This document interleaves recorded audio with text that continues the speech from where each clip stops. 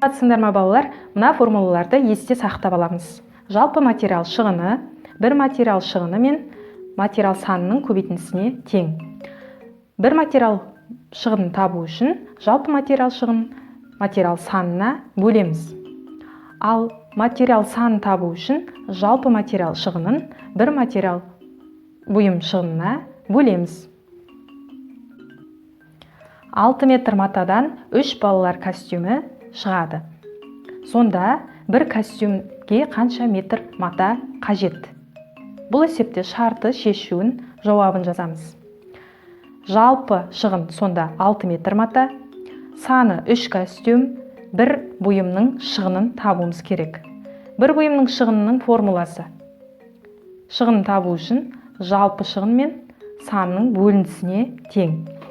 Яғни 6 метр матаны 3 костюмге бөлеміз.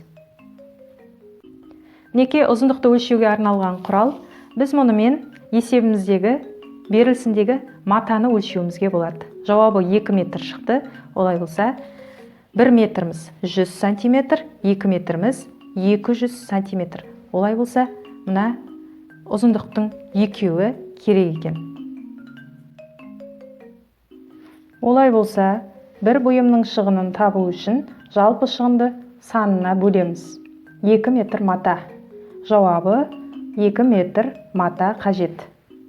Мінекей ұзындығы 2 метр мата осындай болады. Яғни 1 метр матаны қоссақ, 2 метр ұзындық